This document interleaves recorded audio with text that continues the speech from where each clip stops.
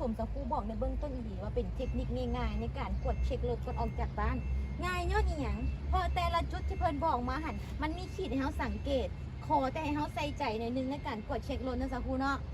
ขีดทำอีกมันขีดหยังแม็กก็คือแม็กซิมัมเนาะต้องเติมขนาดระดับแบบ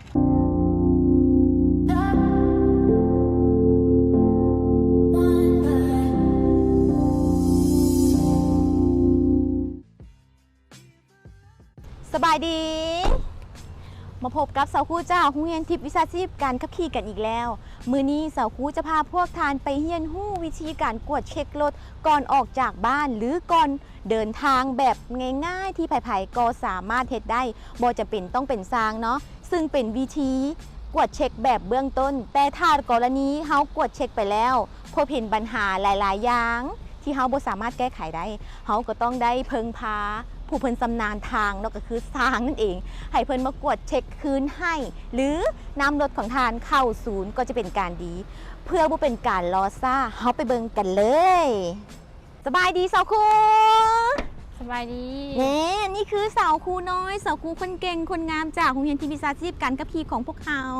หลายๆคนคงจะคุ้นหน้าคุ้นตาสาวครูน้อยกันแล้วเนาะแต่ถ้าผู้ใดยังบ่คุ้นหน้าหรือยังบ่ฮู้จักสาวครูน้อยมื้อนี้พวกเราจะได้มาฮู้จักสาวครูน้อยกันและมื้อนี้สาวครูน้อยก็มีเคล็ดลับดีๆจะมาบอกพวกเราเป็นบ่สาวครูแล้วฉะนั้นเราไปติดตามกันเลย หลังจากที่ใส่อุปกรณ์กันแล้วเนาะว่าอยากฮู้แล้วแบบอ้าวใส่ถุงมือให้หยังแล้วบัดนี้นะสาวครูหลังจากอุปกรณ์ครบแล้วสาวครูสิพาไปเฮ็ดหยังสาวครูน้อยน่ะโดยมื้อนี้เราจะมาพากดเช็คสภาพรถก่อนออกเดินทางเนาะก่อนออกจากบ้านนั่นแหละแบบนี้ง่ายแบบสาวครูเป็นบ่ห้ามยากเด้อสาวครูเด้อเพราะเกินง่ายเลยได้นี่แล้วขั้นตอนที่เฮ็ดหยังสาวครูขั้นตอนที่ยางอ้อมรถก่อนเบิ่งสภาพรถโอเคยางอ้อมรถเบิ่งสภาพได้เดี๋ยวสาวครูเบิ่งกันส้นบ่สาวครูเบิ่งว่ากันส้นแน่นบ่หรือว่ารถมีปัญหามีอันใดหลุดบ่อุปกรณ์ทุกอย่างเป็นตารถที่แน่นบ่ต้องอยู่ในสภาพสมบูรณ์แบบเนาะสาวครูเนาะแว่นยังค่ะแว่นยังค่ะเขาก็ต้องได้เบิ่งนำต่อมาผู้ไขประตูเนาะโอเคแน่นดีทุกอย่างโอเคกันส้นหลังแต่กันส้นหลังมันมีห้อยได้สาวครูปูเป็นยังวะมีห้อยถ้ามีห้อยหลายเขาก็ต้องเป็นเฮ็ดสีนะมันจึงค่อยงามถ้ามีห้อยเล็กๆน้อยๆบ่เฮ็ดก็ได้โอเคซึ่งก็เอาไว้ก่อนเนาะเพราะว่างบยังน้อยอยู่แต่เบื้องต้นห้อยสีห้อยอย่างมันโบเกี่ยวกับเทคนิคในการขับขี่เนาะมันก็เป็นความสวยความงามของรถถ้าไผมีงบประมาณหลายกับไปเฮ็ดแต่ว่าสาวครูงบประมาณน้อยเอาไว้ก่อนแต่เบื้องต้นก่อนออกจากบ้านเราเห็นแล้วเนาะว่าเรามีจุดนึงเนาะแล้วก่อนเข้าบ้านก็กดเช็คขึ้นเนาะว่าเราได้จากจุดแล้วเนาะต่อไปไม่อย่างก็สาวครูตารถมันตารถตาท้ายนี่เบิ่งตารถขอบนี่เด้อโอ้แน่นดีเนาะแน่นตึกเลยขอบนเองเลยนี่นะแน่นได้ได้ต่างๆเนาะป้ายนี่ก็ต้องกวดเลยนะสกุลนะว่าโอ้ยน็อตแน่นบอแม่นบอแม่นมีมือฮอดบ้านป้ายรุดกันแม่นโอ้ยป้ายนี่ก็ไม่ได้ถึงได้เนี่ยเพราะเราไปตั้งใหม่เนี่ยอุ้ยสกุลนี่ละเอียดว่ะแล้วหลังจากนั้นให้อย่างต่อสกุลหลังจากกวดเช็คครอบคันมันแล้วให้อย่างต่อวันนี้สกุลก็ไปมันการเช็คอย่างรุดมาอยู่ในสภาพที่สามารถเดินทางไกลได้พอหรือว่าเดินทางออกไปโอ้อย่างรถก็สำคัญได้ไปเบิ่งกันเลยว่ากวดเช็คที่ไหนกวดเช็คอย่างรถน่ะเนาะสาวครูน้อยให้จังไดกวดเช็คยางไหนให้จังไดบอกกดเช็คยางเนาะเขาก็มาเบิ่งดอกยางว่าเหี่ยนลายหรือบ่แล้วก็เบิ่งเนาะสภาพยางมันจะมีดอกยางนี่ถ้าว่าดอกยางเหี่ยนครึ่งนึงบ่หรือว่าเหี่ยนส่วนใดส่วนหนึ่งเขาก็ต้องได้เช็คอีกส่วนนึงเนาะโดยตอนนี้เขาเบิ่งดอกยางก็อยู่ในสภาพปกติแล้วเขาเอาเดี๋ยวเป็นตัววัดว่าดอก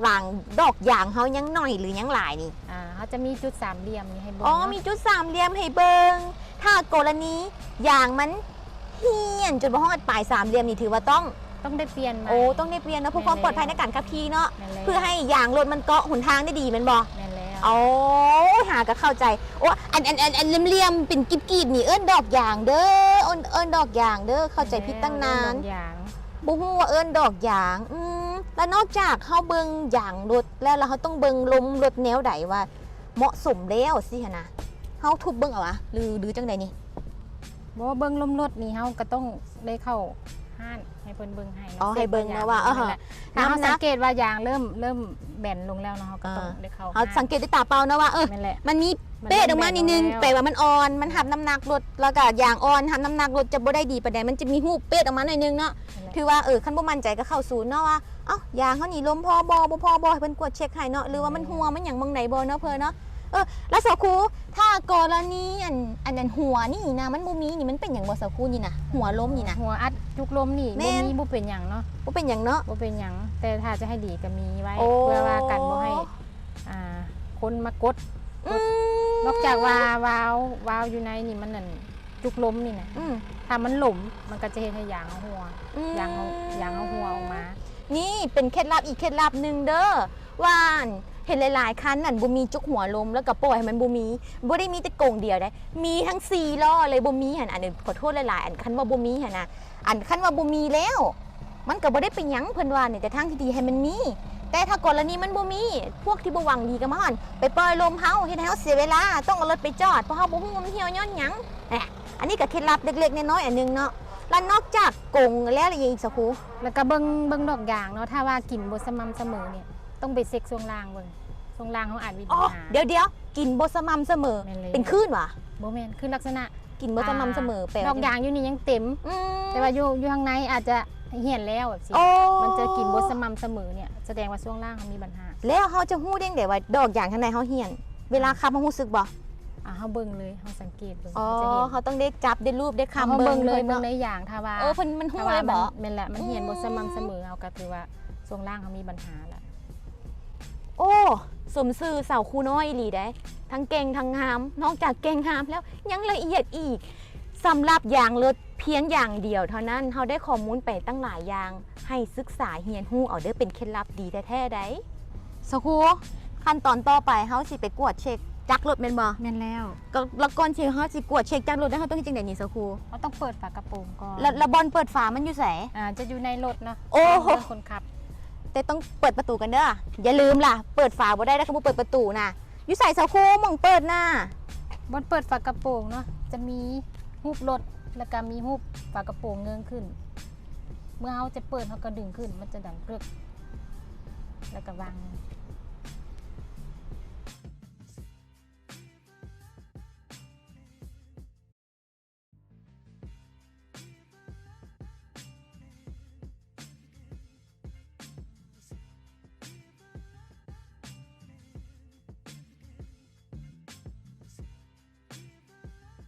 ปลาโทขายออกมาแล้วสาวครูน้อยรู้สึกว่า มันคือมีอย่างหลายอย่างที่นี่เริ่มบ่เป็นเลยว่าเขาสิเริ่มต้นด้วยจุดใดสาวครู ทำอิฐกระเบื้องมาระบบรอเย็นก่อนก็ได้เนาะ ฮะระบบรอเย็น แม่นแล้ว ขี้ร้ายนี่ลินบ่เป็นวะ ลิ้นบ่ได้ ต้องรอเนาะ ได้ต้องรอ อย่างเดียว ระบบ ก็ห่วงกันก็ขอโทษบ่เคยได้ยินระบบรอเย็นจังเทื่อหาก็ได้ยินกันเลยฮู้ว่าขี้ร้ายนี่ดินได้บ่เพราะว่าดินบ่ได้หยอกบ่ได้สาวครูนะหยอกก็บ่ได้อะรอก็รอเย็นอะมองไหนสาวครูรอเย็นนี่นะ ระบบรอเย็นก็จะมีหม้อพักน้ำ หมอพักน้ำ นั่นแหละหม้อพักหม้อน้ำเนาะ เขาต้องกวดจังได๋สาวครู หม้อพักหม้อน้ำนี่มันจะมีขีดหมายไว้ อืม ก็คือระดับน้ำบ่ให้ต่ำกว่าขีดนี้เนาะ อืม ถ้าต่ำกว่าเขาก็เติมน้ำยา อืมถ้ากรณีอันกระทันหันไปสิเขาเติมน้ำลาได้บ่สาวครู ได้ ดำเด็กดำหน่อยได้อยู่เนาะอนุโลมให้อยู่เนาะ ได้ โอ้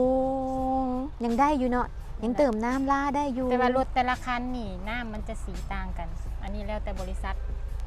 แต่บริษัทแต่ละบอลเป็นผลิตออกมา อ๋อ สี อ่ะ จะบ่คือกัน อันสีเห็นคือสีน้ำยาเนาะ แม่นละสีน้ำยา อืม บ่ได้ต่าง คือรถคันนี้นี่สีอย่างสาวครู อย่าออกสีบัวๆนิดนึงนะ อ๋อตัวนี้ยอกสีบัวเนาะไอ้สีเหลืองๆนี่คือถังมันเด้อ แม่น อันเหลืองๆนี่คือถังมันไอ้สีบัวๆนี่คือน้ำอยู่ในถัง ทำอิฐก็จะบัวๆนะถ้าว่าโดนไปใส่ไปโดนๆมันอาจจะเป็นสีอื่น บางทีมันอาจจะมีสนิมมีอย่างนั้น อ๋อ ก็ต้องได้เปลี่ยน มันขึ้นกับการใช้งานตัวจริงเนาะ นะแต่ถ้าโดนๆไปเนาะสีมีการเปลี่ยนแปลง อืม แต่เขาต้องได้เปลี่ยนใหม่ เปลี่ยนใหม่ นั่นแหละเปลี่ยน แล้ว น้ำยา แล้วสีมันเปลี่ยนหลายบอสครูเขาจึงต้องได้เปลี่ยนใหม่นี่ ก็ปกติถ้าว่าเป็นสีบัวมันก็อาจจะสีมันจะเปลี่ยนเป็นสีอื่นแบบนี้นะที่โมเมนสีบัวอาจจะบัวแบบคือแบบคล้ายๆมีอันนั้นขีสนิมอยู่ในอัน ของเครื่องจักรอะไรเนาะมันเฮียอยู่หันเนาะ แม่น สะสมหลายมันกับบดีมบ่เขาต้องได้เปลี่ยนทาย แม่น โดยโลโอเมิร์เลยบ่หรือจังได แม่นแหละต้องได้เปลี่ยนออก เอ เปลี่ยนอ อ อกบางทีหม้อน้ำเขาอาจจะเป็นสนิมก็ต้องได้ไปล้าง อืม ล้างแล้วก็เติมน้ำยา เติมน้ำยาใหม่เบิดระบบมันเลย โอ้เข้าใจแล้ว โอ้หม้อน้ำนี่สำคัญได้เนาะหูสำคัญหลาย แล้วต่อไปมีอย่างสักครู่นอกจากหม้อน้ำล่ะ นอกจากหม้อน้ำต่อมาก็จะเป็นเต้าน้ำมันพาวเวอร์ โอ้โหตอนน้ำมันพาวเวอร์สักครู่ไม่ต้องอธิบายเลยง่ายๆพอมันมีหูพวงมาลัยนี่บ่หูจักก็ต้องหูนี่มันมีหูพวงมาลัยอยู่นี่แล้วเขาต้องเบิ่งจังได๋ว่ามันได้บ่สักครู่ ตัวนี้จะมี2ขีดเนาะ อ๋อ ขีดเทิงน้ำมันต้องได้อยู่ระดับขีดเทิงถ้าต่ำมาอยู่ขีดลุมนี่ต้องได้เติมถ้ากายขีดนี่แปลว่าต้องได้เซ็กมึงแหละบางทีอาจจะมีบนหัวถ้าว่ารุดดำเล็กดำหน่อยเขาก็เติมถ้ารุดหลายมันอาจจะมีบนหัว โอ้สมสักครู่บอกในเบื้องต้นดีๆว่าเป็นเทคนิคง่ายๆในการกวดเช็ครถก่อนออกจากบ้านง่ายย้อนอีหยังพอแต่ละจุดที่เพิ่นบอกมาหันมันมีขีดให้เฮาสังเกตขอแต่ให้เฮาใส่ใจหน่อยนึงในการกวดเช็ครถเนาะสักครู่เนาะขีดทำอิฐมันขีดหยังแม็กก็คือแม็กซิมัมเนาะต้องเติมขนาดระดับแบบเต็มที่ให้ได้ซ้ำนี่มินิมัมกับน้อยสุดให้มันได้ซ้ำนี่ประมาณนี้เนาะสักครู่เนาะ นั่นแล้ว โอ้แล้วถ้ากรณีน้ำมันเฮามันบ่พอหรืออีหยังนี่มันเฮ็ดเห็นเป็นอย่างสักครู่ตัวน้ำมันพาวเวอร์นี่ ก็จะเฮ็ดให้กันหมุนพวงมาลัยมีปัญหา ฟืดอืด แล้ว โอ้เอิ้นน้ำมันพาวเวอร์เฮ็ดให้พวงมาลัยเฮาขับเคลื่อนได้คล่องตัวเนาะถ้ากรณีเฮาบ่คล่องตัวเฮาจะโทษแต่พวงมาลัยเพบ่ได้เฮาต้องได้เบิ่งตามระดับมาเพราะมันจะมีน้ำมันพวงมาลัยมันอยู่นี่เนาะอันที่หนึ่งแม่นั่นอีหยังนะรอเย็นนี่จื้อดีพอขี้ร้ายเพิ่นบ่ให้ลิ้นเพิ่นว่าโอเคต่อมาแม่นอีหยังสักครู่อีหยังพาวเวอร์เมื่อกี้นี้ เต้าน้ำมันพาวเวอร์ เต้ามันพาวเวอร์ต่อไปมีหยังสักครู่ ก็ไปก็จะมาเช็คน้ำมันเครื่อง น้ำมันเครื่อง น้ำมันเครื่องก็ง่ายมีหูเป้าขึ้นมาเลยยอดหูเลยว่าน้ำมันเครื่องนี่แล้วก็จะมีหูเครื่องอยู่นี่ให้เฮาพร้อมว่าน้ำมันเครื่องถ้าหัวเจ๊กินไหนแต่กูมันคือตันอึกปึกอยู่แบบนี้ อันนี้มันบนเติมน้ำมันเครื่อง มันบ่มีขีดบ่ เวลา นี่ เซ็กเขาต้องได้ดึง ดึง เล็กตัวนี้ขึ้นมาก็เอามือสอดครับ เอานิวซี่สอดเข้าไปนิโป้จับหน่อยนึงดึงตึ้งโอ้ยออกโอ้โหมันยาวจักเม็ดแล้วเนี่ยกูไม่บรรทัดหนึ่ง ดึง คน ขึ้ ได้ นมา นี่ เขาจะยังโบเห็นนะว่ามันได้หรือว่าได้แต่มันจะมี2ขีด2จุดที่ให้เขาเบิ่งจุดเทิงแม่นระดับน้ำมันเครื่องทีพอดี โอ้ดำๆเป็นเม็ดๆท่านบอ แม่นแล้ว อ๋อ ถ้าต่ำลงมา อืม มันบ่ได้ อืม ต่ำลงมาเนี่ยต้องได้เติม อืม แต่ถ้าต่ำจนมาถึงขีดนี้ห้ามติดจักร ย้อน เพราะว่ามันจะเห็นให้ระบบจักรมีปัญหา ปาโท นั่นแหละ เอาให้จังไดตอนนี้สักครูฮู้ตัวอยากฮู้เรื่องได้นี่คันจักมีปัญหาแล้วปาโทงานเข้าเลย เวลาเซ็กเนาะเราต้องล่างก่อนเสร็จตัวนี้ออกก่อนเสร็จน้ำมันเกาออกก่อน เดี๋ยวเขาเห็นขีดได้ชัดเจนแล้วนะบัดนี้เนาะนี่ขีดที่หนึ่งเนาะขีดที่สองตำปุ๊บนี่มีปัญหาโลดห้ามติดจักอาจารย์สักครูบอกมา แล้ว เอาเสร็จได้จังไดต่อสักครูกดเช็คคืน เสียบ วะ เข้าไปคืน อย่างให้ฮู้ระดับคืนเนาะ นั่นแหละ โอ้ เวลาเสียบ ข้ไป ต้องเสียบให้สุด ยุ่งเข้าไปง่ายๆนี่ว่าโอ้ กึก อ๋อเวลาเข้าล้อมนกระดัง นั่นแหละถ้าโบสุดเรา มันก็บ่ดัง บ่ได้ ม ต้องให้ ดึงมาอีกบ่นึง ให้สุดแล้วก็ดึงขึ้นมา อึ๊บ เนี่ยจะเห็นระดับ โอ้ ระ โอ้ ดับน้ำมันเครื่อง ของเขาได้มาตรฐานตัวนี่ แม่นแล้วใส่ได้ อืม น้ำมันบ่รุด น้ำมันบรูดบ่มีปัญหา นั่นแหละ จบเรื่องน้ำมันเครื่องเนาะของเฮาปัดโทเปะเวอร์ แต่ธรรมดาเพิ่นก็บ่ให้ย่อยเนาะคันย่อยได้เช่นให้สีโปก โอ้สักหีบเสร็จไหมสักครูหีบเสร็จจนในเพิ่นมาเห็นตายห่าเสร็จโอเคทำลายหลักฐานเดี๋ยวนี้สักครูเจ้าบ่มีอย่างเกิดขึ้นเนาะเขาเช็คน้ำมันเครื่องปกติดีอ๋อแปลว่าน้ำมันเครื่องเฮาต้องอยู่ขีดทางเทิงถึงจะผ่านห้ามรุด แม่นแล้ว ถ้ารุดเขาต้องเติมบ่สักครู ต้องได้เติม เติมปริมาณที่มันรุดให้เลยเนาะ แม่นแล้ว ห้ามหลายห้ามน้อยเกิน แม่นแล้ว โอ้ ต้ ต้ อ อง งอยู่ ค่อยๆเติมเบิ่งว่าอยู่ระดับซำใด เดี๋ยวขออนุญาตถามคืนค่อยๆเติมเบิ้งนี่ คือเขาหัวามันรุดระดับขีดแถบอีแล้วเนาะ นั่นแห เขา ละ ต้องคอยหยอดลงไป แล้วจุบไปขึ้นอีกบ่ แม่นแหละ แต่ยังบ่ได้อีกต้องคอยเฮ็ดเอาไว้จุบไปอีก แม่นแหละ จุ่มไปเท่าทีเฮาฮู้ว่ามันฮอตเม็ดทางเทิงแมันบ่ แม่นแหละ โอ้โหต้องได้ใส่ความปานนีตปานอมความละเอียดเนาะต่อไปไม่หยังสักครูอันน้ำมันเครื่องเขาหยุดไปแล้วเนาะอันที่สี่มันไม่หยังสักครู ต่อไปแม่นตัวนี้เนาะ ปัดน้ำฝนแมันบ่ แม่นเลย เด็ก เบิ่งง่ายหลาย รูป มีพวกแดนมีน้ำสีดออกมามันเป็นอย่างไปบ่ได้ดอกสิว่าตาไฟสูงกับบ่แม่นหรอกอันนี้น้ำสีดขนาดนี้มันต้องหันปัดน้ำฝน มันมึงจังได๋สักครูเฮาฮู้จังได๋นี่สักครู มันคือบ่มีอันขีดอันนี้น่ะ ก็เบิ่งระดับเลย เปิดฝาเบิ่งก็ได้ ปั๊บ โอ้ มีเลย แต่ว่าต้องเติมบ่นี่สักครู แม่นแล้ว เอายังเติมสักครู ต้องได้เอาน้ เอาน้ำเนาะ ำแม่น น้ำเขาต้องผสมน้ำยาบ่สักครู บ่น้ำละลา น้ำละลายเนาะอ้าว นั่นแหละ ก็เห็นกับเจ้าผสมน้ำยากันกระทึกนึกน้องอันน้ำยาสีดเวียนหั่นนะ ผสมหลายบ่ดีเนาะอาจจะให้เวลาเฮาปัดแล้วมันเป็นฟอดขึ้นมาเฮ็ดให้กระจุกลาย กระจุกเลยว่า คือมันมีฟอดนะ หรือว่ากรณีเฮาอันกรณีเฮาเติมไปหลายเนาะเวลาเฮาปัดไปปัดมามันจะได้เกิดฟอง นั่นแหละ แล้วกรณีเกิดฟองเฮาสิแก้ไขได้ไงแม่นบ่ นั่นแหละ เฮาบ่มีวิธีแก้ไขกรณีเฮายังขับรถอยู่ฉะนั้นทางดีๆเติมน้ำล่า เติมน้ำลายแล้วเติมน้ำยาเช็ดกระจกหน่อยหนึงเพื่อว่า เพราะให้มันมี แนวล่าง เพราะให้มันลื่นน้อยหนึงเนาะในการเสร็จเอ้าเติมที่ไหนสักครู จับมาปึ๊บ สักครูขออนุญาตได้บ่อยากเติม จะง่ายกว่า อยากเติมคันมือเห็นละ1 2 3แน่ด้วยตาเดียวเด้อ1 2 3 1 2 3เป๊ะปั๊บยอดใน1เพิ่นบ่5ดักเนาะเติมเข้าไปเลย เติมลงไปจนกลัวมันจะมีน้ำขึ้นมา เติมลงไปอากาศร้อนสงสัยเพิ่นอยากน้ำหลายรถคันนี้น่ะโอ้ดีอุ้ยขึ้นมาแล้วอีกหน่อยนึงเนาะสักครูเนาะโอเคนี่เอาเกือบเต็มกระเพาะบ่สักครูนั่นแหละเนาะ สำนีได้แล้ว อัดบ่ อัดไว้เลย อัดปึ๊บนี่เห็นบ่เห็นน้ำฉีดขึ้นมาบ่นี่ง่ายดายเลยฮู้เลยว่า อันนี้แมนปัดน้ำฝนต่อมามีอย่างสักครู ต่อมาเป็นน้ำมันเบรก น้ำมันเบรกสังเกตจังไดอีกเนาะน้ำมันเบรกนี่ ต้องน้ำมันเบรกก็จะมีขีด เพิ่นมี กัน ขีดเนาะใครแน่เพิ่นมีขีด ถ้าน้ำมันลดลงก็ต้องได้ตื่นน้ำมันเบร อ้าว ก สักครูเขาต้องมีตืมแล้วตัวนี้ แม่นแล้ว ตืมจังไดนี่สักครูใครแน่ ง่ายๆแบบนี้เลย นั่นแหละ แล้วเติมน้ำมันซะเลย แล้วก็เติมน้ำมันใส่ โอ้เติมหน่อยเดียวเนาะ เติมเบิ่งระดับให้อยู่ในขีดบ่ ยังอีกสักครู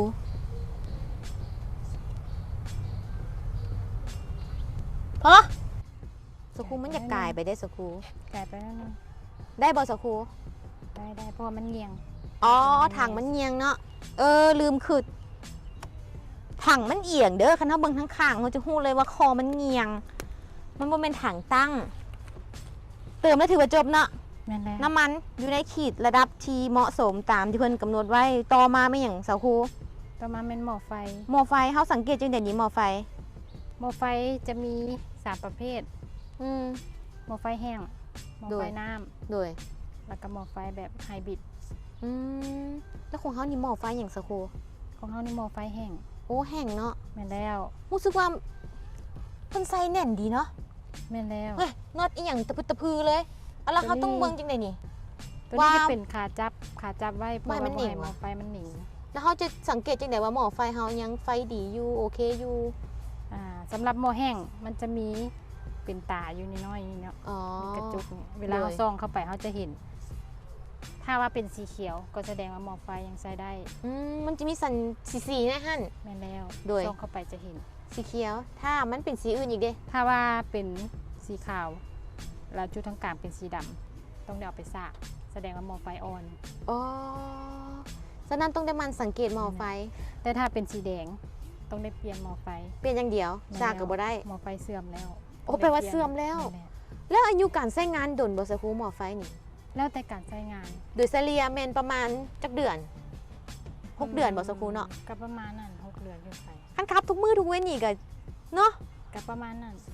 ประมาณนี้เนาะสักครูเนาะเรื่องหม้อไฟ แล้วก็เช็คเบิ่งว่าหัวหม้อไฟนี่แน่นบ่ อืม ขั้วบวกขั้วลบแน่นบ่ ที่จริงไหนจับเบิ่งง่ายๆนี่ว่าสักครูโอ้ เบิ่งถ้าว่ามันหล่มก็หันให้มันแน่นขึ้น ก็เท่านั้นเนาะ นั่นแหละ อืมมีอย่างเพิ่มเติมอีกบ่สักครูอันเกี่ยวกับหม้อไฟหรือว่าเท่านี้นี่ว่าสักครู ถ้าว่าเป็นหม้อไฟน้ำ อือฮึ เขาจะบ่ได้เบิ่งอยู่นี่เนาะแต่ว่าเขาจะเบิ่งระดับทางข้าง เพิ่นมีขีดให้ ขีดมาแล้ว อืม ก็มีขีดเพิ่นจะหมายไว้ให้ ถ้าต่ำก็ต้องเติมน้ำกัน โอ้โดย เติมให้มันเพียงระดับที่ว่า ระดับเพิ่นหมายไว้ นั่นแหละ อืม ถ้าว่ามันรุดหลายก็จะเฮ็ดให้หม้อไฟมันเสื่อม โดยสังเกตง่ายๆเนาะ แม่นแล้ว บ่ต้องอีหยังหลาย นี่คือวิธีการกวดเช็ครถแบบง่าย แม่น ๆ ล่ะ ที่เฮาเกรินกันไว้ถ้าอีกแล้วคือง่ายๆบ่ต้องคิดอีหยังที่มันยาก ขอแต่เฮาใส่ใจ มันกวดการรถเฮาตลอด ต่อไปไม่หยังสักครู ต่อไปก็เป็นสายพาน สายพาน ฮะมันอยู่เมืองใดนี่สายพานสักครู่เอ้ย แล้วแต่เฮาแนมเห็นเนาะสายพาน แล้วแต่น้องแฮมเห็น เพราะว่ารถแต่ละรุ่นจะบ่คือกัน สาวครูว่าแบบนี้ เซ็ก คืองมเข็มในมหาสมุทรเลย คือเซ็กเฉพาะที่เฮาแนมเห็น อ๋อ ถ้าอยู่ทางในจักรนี่ต้องเป็นสร้างเป็นผู้เซ็ก อ๋อ เราบ่สามารถเซ็กได้ แต่เบื้องต้นเขาก็ พระว่มันต้องได้มางออก ใส่ตาเบิ่งเอาเนาะว่า แม่นแหละ มันอยู่เมืองใด ตัวที่ว่าเฮาแนม สายพาน เห็นเฮาก็เซ็กก่อน นี่เป็นวันนี้สักครู่นี่ แม่นแล้ว เส้นอยู่นี่เฮาจะกวดยังไงนี่สักครู่ เวลากดเราจะกดสายพานลงเบิง เอามือยุเข้าไปเลยป่ะ ความแห้งประมาณน้ำหนัก3-4 กิโล โอ้ กดลง อืม แล้วเบิงว่าสายพานมัน อืม ลงอยู่ระดับประมาณ นี่ 10 สายพาน 15มิล อือหือ ก็ถือว่าโอเค อืม ถ้าว่าต่ำก็หั่นแสดงว่ามันยานแล้วต้องได้ไปเข่ง อืม ต้องได้เข้าศูนย์ให้สร้างเข่ง ให้เพิ่นเข่งให้เนาะเพราะมันอยู่ในรู้สึกว่าเฮาจีเข่งยากได้นี่ อืม สำหรับพวกเขานี่นะ แล้วก็ต้องเบิงด้วยตาเปล่าว่าสายพานมีห้อยแตกบ่ โอ้สมมติว่าสิบ่ได้ย่อหน้าเข้าไปเพิ่นว่าจริงๆโหมันแตกบ่นี่หรือจังไดนี่หรือเอาไฟสายซองบ่ ไปสายซ่องแล้วก็แนมเบิง โอ้ รูปเบิง อืม อยู่ในสภาพดีหรือบ่ถ้าว่ามีห้อยแตก หรือว่ามันกรอบมันหยังก็ต้องได้เปลี่ยน อืมอันนี้เรื่องสายพานเนาะแล้วมีอย่างอีกบ่อะสาวครูเกี่ยวกับเครื่องจักรนี่ ที่เฮาว่ามา ประภทเครื่ นี่ องจักรก็เป็น อันนี้ พวกสายพานต่าง โดย ๆ ที่เฮาแนมเห็นเฮาเช็คได้ก็มีแต่แค่นี้ แต่ว่า อืม ตัวที่เฮาเช็คบ่ได้ก็ต้องเข้าศูนย์ให้เพิ่นเช็คให้ อันนี้คือความรู้เบื้องต้นนะ นั่นแหละ เกี่ยวกับการกวดจักรโอ้มันก็มีหลายขั้นตอนหลายเติบได้นี่1 2 3 4 5โอ้มี7ขั้นตอนพุ่นนะในการกวดเครื่องจักรอันนี้แค่เบื้องต้น เบื้องต้นเท่านั้นเด้อขอย้ำว่าเบื้องต้น ที่เฮาสามารถเฮ็ดได้ด้วยตัวเอง แต่ถ้าจะเลิกเข้าไปอีก อันที่8ที่9ที่10จกเข้าไปได้อย่างงี้คือเขาบอกเบื้องต้นนะต้องได้ไปหาสร้างผู้เพิ่นชำนาญงานให้เพิ่นกวดเช็คละเอียดให้เข้าศูนย์เอาเข้าเครื่องยกอุ้ยซองเบิ่งตะพืดตะพือเนาะที่เคยเห็นที่ผ่านมา แล้วนอกจากจักรแล้วเฮายังมีอย่างอีกบ่สครูเพิ่มเติม มาเช็คเบิ่งกล้องรถว่ามีน้ำหยังย่อยลงมาหรือบ่ โอ้ในการกวดเช็คนี่เฮาไปอยู่หัวรถว่าอยู่กลางรถอยู่ข้างรถนี่สครูข้างรถเนาะ ข้างรถก็ได้ แล้วก็นั่งยังย่อก้มใส่รถเนาะว่าซองเบิ่งบ่มีน้ำอย่างย่อยบ่ ถ้าปรากฏมีน้ำย่อย เอามือลูบเบิ่ง ไปแจ๊ะเบิ่ง นั่นแหละเป็นน้ำบ่หรือว่าเป็นน้ำมัน อืม เอามาดมเบิ่งน้ำก็ได้ บง ถ้ากรณีเป็นน้ำมันที่จังได๋สครู เป็นน้ำมันนี่ต้องได้เอาเข้าศูนย์เนาะ แม่นวะ ใช่แล้ว โอ้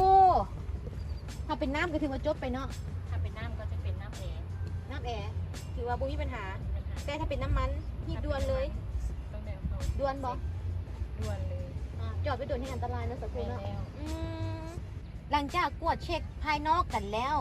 ต่อมาเขามากวดเช็คภายในในสกูเนาะ แม่แล้ว แล้วเขาจะกวดเช็คอย่างแน่ภายในนี่นะ ภายในนึงเช็คหน้าปัดเบิ่งว่ามีไฟอย่างสูงหรือบ่ อืม ตอนนี้สตาร์ทรถ อือฮึ เขาเปิดมาที่ออน อือฮึ มันจะเบิ่งว่าไฟโซมันจะมีหมอกไฟ มีจักรแล้วก็มีน้ำมันเครื่อง โดย แล้วก็มีที่ พักคิงเนาะ ที่มันจอด เวลาเขาจอดแล้วมันจะโซ อืม สตาร์ทรถเบิ่งไฟทุกอย่างหายแสดงว่าโอเค อืมถ้ากรณีมีไฟขึ้น ตัวใดตัวหนึ่งแปลว่า ต้องได้เข้าศูนย์ มีปัญหาเนาะอาจจะเป็นน้ำมันเครื่องหม้อไฟอย่างตามเพิ่นโซขึ้นมาเนาะแต่ก่อนหน้านี้รถเฮาบ่มีไฟอย่างเลยถือว่าปลอดภัยสบายโอเคเอาแล้วละอีกอย่างใหม่ท่วงอ๋อเบรกมือ เบรกมือ อ๋อถือว่าบ่มีปัญหาเนาะเจ้าแล้วต่อมาเขาเบิ่งอย่างอีกสักครู เข้ามาก็มาเซ็กไฟกลาง โดยการ ไฟเลี้ยวไฟถอย อืม ไฟใน อืมเขาเปิดเลยได้บ่สักครู นั่นแหละแล้วก็เซ็กเบิ่ง อ๋อ อ๋อว่ามันหุงบอซ้ายหุงบอด้วยไฟหน้าหุงบอนั่นสักครูเนาะ เปิดเบิ่ง อ่า ตาตามตาสูง เวลาเซ็กตาตั้งตาสูงเปิดเป็นตาตามเนี่ย อืมอ๋อเขาเขียนเป็นขั้นตาตามมันก็ตึงลงมันบ่ขั้นตาสูงมันภาพใส่ฝาเนื้อนั่นเลย อืมระบบแอร์นี่เขาต้องได้กวดบ่สักครู ระบบแอร์จะเปิดเบิ่งอาบาดูเด็กต้องได้ต่อได้ ถ้าเย็นถือว่าผ่านโมบุต้องขึ้นยังไงเนาะ โอ้ แล้วต่อมาไม่อย่างอีกสักครู ต่อมา ไฟหลังสำคัญอยู่เด้เนาะเวลาเขาเบรกเด้อย่าเบรกปุ๊บ อ้าว ไฟคือบ่มีไม่รถทั้งหลังมีปัญหาได้ เอาตลอด เดี๋ยวนี้ปัจจุบันบ้านเขาน่ะ ไฟตารถทั้งหลังบ่มีเฮ็ดให้คนทั้งหลังขับมาอาจจะเกิดอุบัติเหตุได้กับมีแม่นบ่ฉะนั้นเราต้องได้เช็คละเอียดเนาะเรื่องระบบไฟ ไฟ สำ ห คั น้า ญ ไฟหลัง โดย ไฟถอย โดย เลี้ยวซ้ายเลี้ยวขวา โดย ต้อง